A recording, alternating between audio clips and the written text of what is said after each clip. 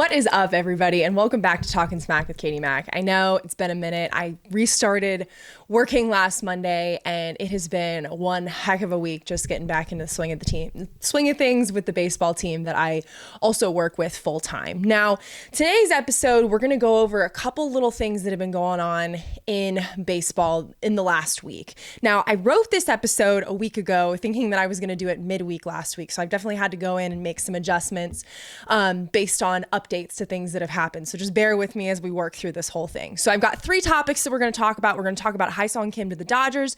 We're going to talk about Charlie Morton and others to the Orioles in terms of their pitching rotation. And then we're also going to talk about how the Blue Jays signed Jeff Hoffman. So let's get into it. First thing we're going to talk about, Hyesong Kim to the Dodgers, $12.5 million deal. Now, he is a standout player from the KBO League in South Korea. He hit .326 with 841 OPS, 90 runs, 75 RBIs, and 30 stolen bases in 2024. He's also posted an 842 OPS over the last 2 years and hit at least a .304 batting average every year since 2021 while playing in Korea. Now, he had a wide variety of interests. The Padres, the Angels, the Mariners, and the White Sox were also reportedly interested, but he does have a relationship with Shohei Ohtani. And when Kim signed with the Dodgers, Shohei actually posted something saying, "Welcome to LA, friend." So they very clearly have a relationship there, and that very, very clearly swayed his decision to move to LA. Now, when he signed, everybody was looking at this like, okay, what is going on, right? You know, they're adding yet another infielder to this already stacked lineup. And one of the things that the Dodgers leadership had said going into the offseason was that they were actually going to have Mookie Betts coming back into the infield. So he's going to start playing shortstop, but they also have Gavin Lux at second base. And so the news at the beginning was, oh, you know, he's a great bat. Kim's a great bat. You know, he's a great addition to our bench, you know, yada, yada, yada. And then a couple of days later, the Dodgers then traded Gavin Lux, the second baseman, to the Reds. So that leaves a wide open spot for Hyesong Kim to come in and play infield. He is a really, really good infielder too. Either way, this is a great pickup for the Dodgers. I mean, the Dodgers have just done fantastic in the last couple of years, just putting together a team of guys that, you know, are willing to do things for the team in terms of the deferred money and things like that. That's a whole other discussion for another day. But, you know, it very clearly speaks to how much these guys like playing in LA and how much they want to be a part of that team. So hats off to the Dodgers. They are doing something right out there. Now, the final puzzle piece for the Dodgers and making LA a powerhouse for all these players from East Asia would be signing Roki Sasaki. We'll get some more info on that in a later episode. Now, second thing, this is what I really, really wanted to talk about. Charlie Morton to the Orioles, 1 year, $15 million contract. Now, this is a really, really good pickup for the Orioles. I have been complaining that the Orioles are not doing anything to stock up on pitchers to help support this fantastic lineup. But look, hey, at least they're doing something right. At least they're trying. At least they recognize that they've got a problem. Now, this is a lot more than I can say for the Braves, who have done nothing, absolutely nothing in this offseason, especially for a team who was knocked out of the playoffs really, really early in the NL wildcard series. The offseason is supposed to be a time when you get the fan base excited by keeping beloved players, signing new ones, and making big trades. And the Braves have done none of that. It's safe to say that Braves country is stressing, as they should be.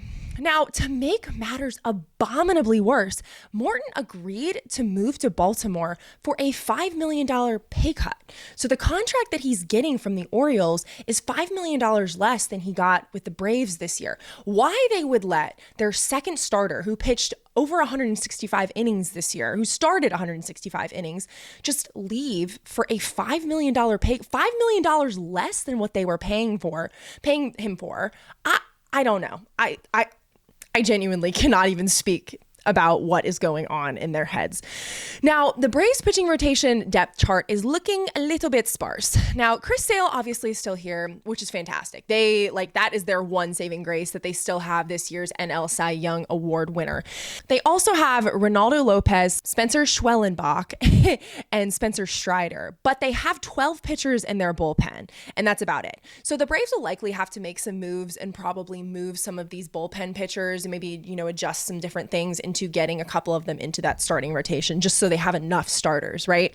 Now, back on the positive side of things real quick, let's talk about the Orioles. This is a really good one-year pickup for the Orioles. Obviously, Morton's getting up there in age. I think he's the second oldest player in the MLB right now. And this, for the Orioles, it somewhat delays them having to fully address the fact that they have a much weaker pitching rotation than they have a lineup.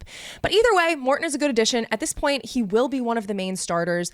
And this last season, 4.19 ERA, 167 strikeouts, and a 132 whip. But in all fairness, 2024 was kind of a down year for him. His WAR was only 1.1 as well, but he has been super, super solid in years past as well.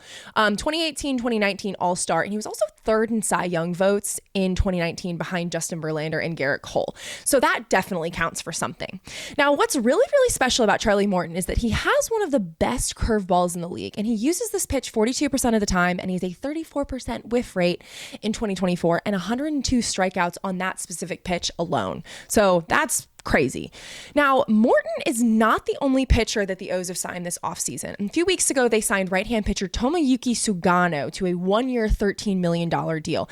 He's also getting up there in age. He is currently 35 and has spent the entirety of his 12-year professional baseball career with the Yomiuri Giants in the Nippon Professional Baseball Central League in Japan, where he was their ace. Now, he's the two-time winner of the Japanese Cy Young Award. It's called the Sawamura Award, a 3-time MVP, and an 8-time All-Star.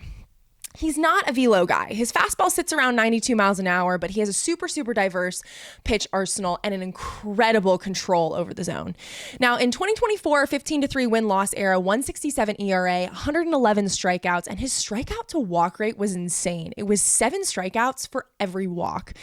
Now, for those questioning how he'll fare jumping from the Japanese league to Major League Baseball, he already has experience facing Major League bats. Now, in the 2017 MLB World Classic, he pitched 6 innings against the USA, only allowed 1 earned run on 3 hits. He struck out Nolan Arenado 3 times and Christian Yelich, Giancarlo Stanton, and Adam Jones once each.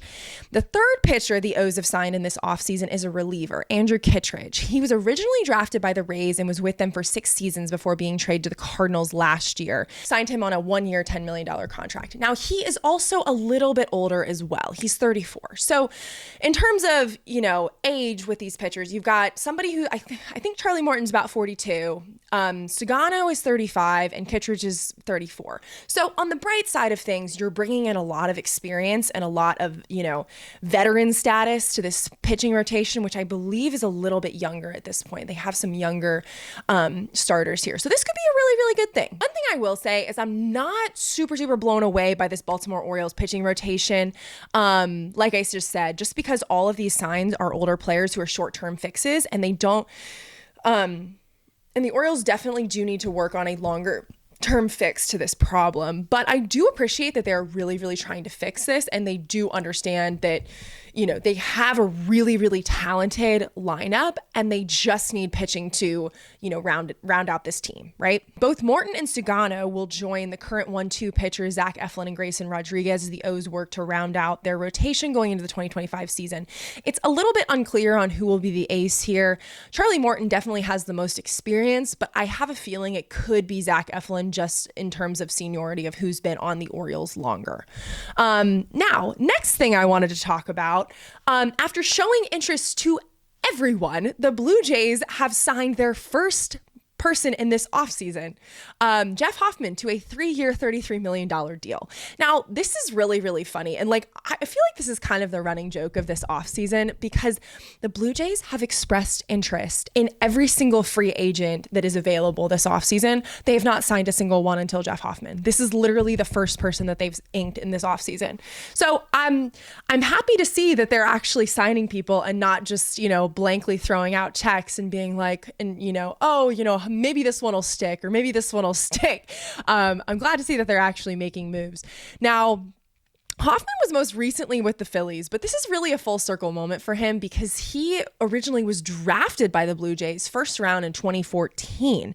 Now, he was then traded away a year later. He's been on a variety of teams, but now he's back with the Blue Jays, which is awesome. Now, it's likely that he will remain in his reliever role and replace Jordan Romano, who recently went to the Phillies. 2.17 ERA, 89 strikeouts over 66 plus innings, and his whiff and chase rate ranked him in the 96th percentile of all pitchers in the MLB. So really solid pickup for the Blue Jays. It's a little bit unclear what they're going to do after this. This was a pretty hefty deal. But the Blue Jays have shown a lot of interest in a handful of other free agents this offseason, like Alex Bregman. They've also shown interest in Anthony Santander and a handful of Pete Alonso as well. So we'll have to see what else happens in Toronto in this offseason, but really interesting pickups here. Thank you guys so much for watching. This is all for this episode. I've got some more coming your way. But yeah, thank you so much for watching, and I'll see you guys back here in a couple days.